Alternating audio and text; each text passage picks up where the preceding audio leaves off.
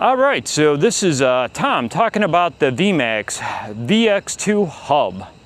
Now, obviously I've, price point, the MSRP, I don't even want to go there. That's way too high. My question for VMAX though is, I want to let you know, so I solved the problem. I kept getting flat tires, which to everybody else, it's super easy to change a flat tire if you use zip ties. You don't need to buy a rim or a motor, very easy to do. I don't know why they don't explain that to people, but you should really have people an option and let them know there are other tires, because I kept blowing tire after tire after tire and I got sick of this.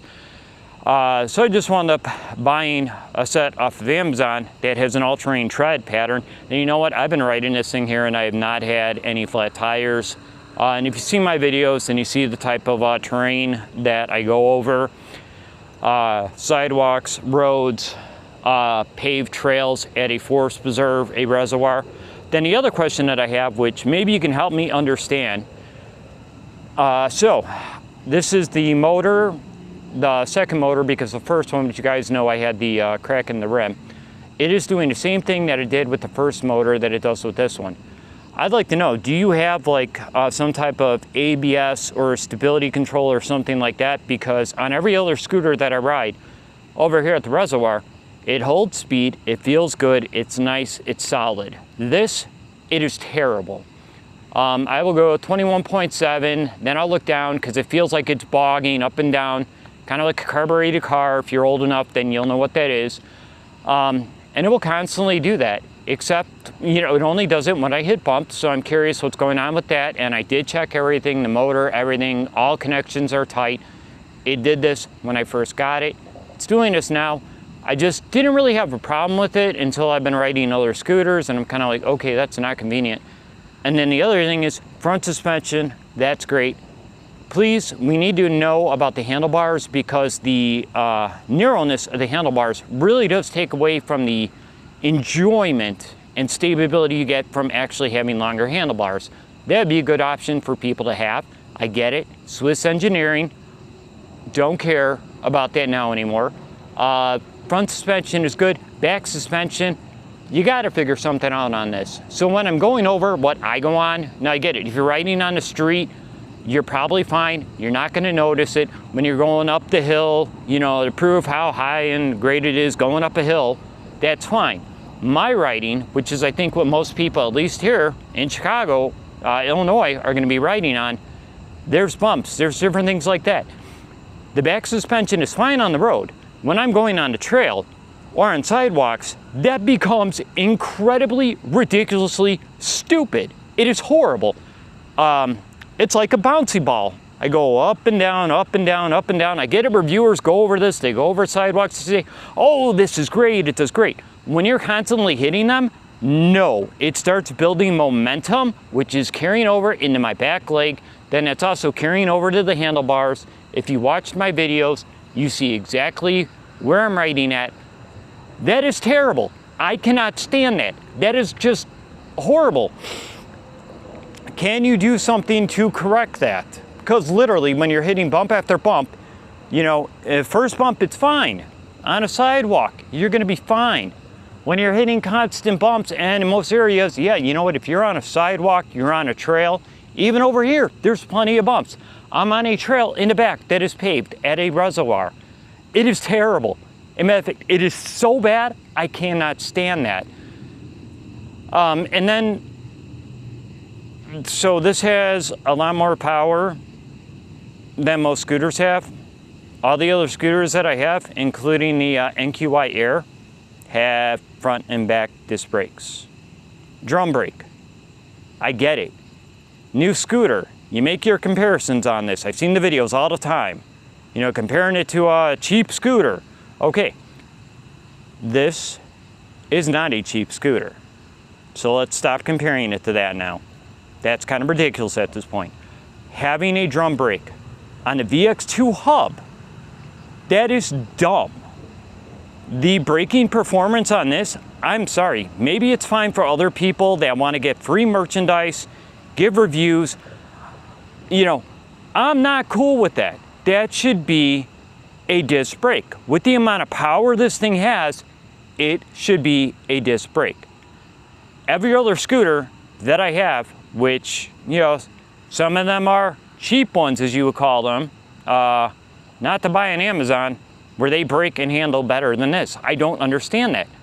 Yes, your front suspension is fantastic. That, no doubt. Other scooters, they will bottom out. But then, they have better back suspension that doesn't bounce and wave up and down when you're going over bumps repeatedly, that make it feel better than this. The drum brake, I get it. For a newbie, that's fine. There's really not much for adjustments on it. But this has a lot more power than someone should have when they first start on a scooter. So I really think for safety for people, having a disc brake on the front and in the back is a much better idea. Don't even go there on the light. Having a drum brake in the front and the e-brake in the back. Like, I'm concerned about safety on these things, okay? And I follow the rules. I really do. And then, of course, the light. I think the light is dumb. Yes, your brake light is great. The turn signals, love that. I will never see anything negative about that. I love the build quality of this. So in the long term, yes, people can buy this. They're going to ride it for years to come. I just have my critiques, and at the retail price, which we know, you've already known, you helped me out with the motor with getting a deal on that for the replacement. I bought this open box. I've still paid a lot of money for an open box. This is MSRP for $17.99 on your own website. That is not right. This is not $17.99 worth a scooter. So I got another one that I actually enjoy riding a lot more, and it doesn't give me the problems like this one has. Yes, this one here is faster. Is this gonna last me for a couple of years? Yes. Is a regular person gonna keep their scooter for a couple of years though? Like, they're gonna want more. Or eventually they're gonna wanna get a scooter that they can just modify because of rules and regulations that are coming down that are gonna say no to these. So the price is just way too high. And the other thing that I know you guys say, it's Swiss engineering. Everything has been designed in-house. It's all meant to work together, and that's great. I doubt that I'm going to have a problem with anything along this line. But I like to tweak things. I like to take them apart. I like to see how things work. This one here, yes, you have parts that I can order. That's great. Sometimes I just want to get a part and get it done. And I can do that with almost any other scooter. Now, I know you say, you know, go through, make sure you can order all the parts for it. That's fine. But, you know, I can fix any of the scooters that I have. I can just order stuff on Amazon, make it work. So, I don't know. Maybe this one isn't for me. I like to tweak. I really like to go through and see things. I like to fix things. I like to see how they work. There's nothing I can do. I can't do anything to fix the problem that I have with the back. Disc brake front, that's kind of a deal. That's a really big deal for safety, especially with what this can do. So if you're listening to VMAX, I get it. I'm not the review you're gonna wanna hear from. I also can go ahead and put this together against a computer, another scooter that is, at the time when I received it, $469, now it's $489, that I have more fun with on than this. Yes, this has more range. Yes, it has more power. The other one is funner. It doesn't annoy me with those problems that I'm having on this. I got on this tonight and I'm like, yeah, I love this having a power, because I've been riding the other one now because that's become my favorite. And yeah, so I don't know. If you care to do anything, the back, get rid of that. Your elastic polymer, whatever that is, for people that are going to be riding, like I've seen the reviews, people in Arizona, you know, they have sidewalks, stuff like that that are fine. Where I live at, we don't have anything that ideal, so that is a problem. That really should be addressed for people in my situation.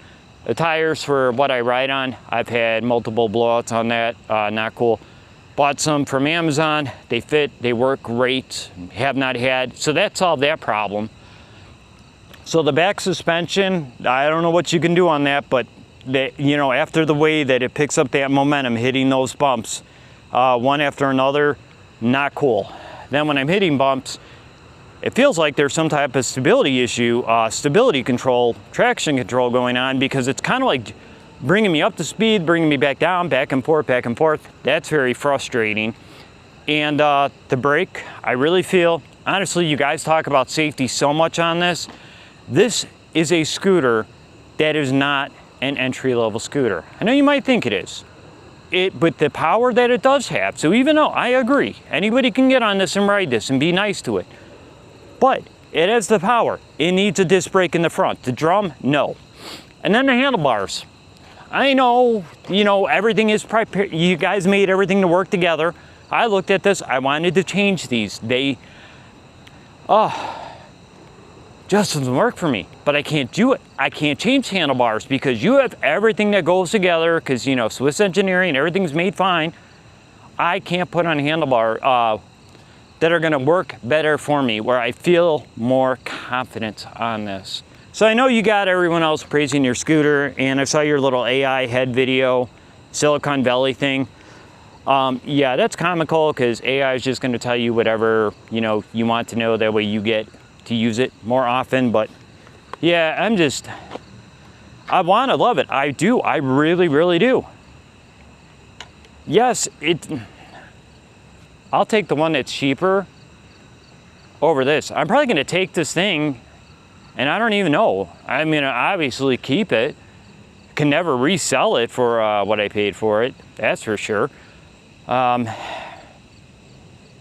And I'm probably going to take the battery out of it and use the battery in the other one, because I have more fun with that. Yeah, less power than this, but I don't have the handling issues, especially, once again, my main thing is with that suspension, with the way it just builds up that momentum, and it is not rebounding like anything else I've ever had before. I do not like it. It is not comfortable. So VMAX, sorry, I don't mean to be rude, but this is kind of my thoughts on the VX2 Hub extended range. And that's about it. So now I'm gonna get back to the rest of my video.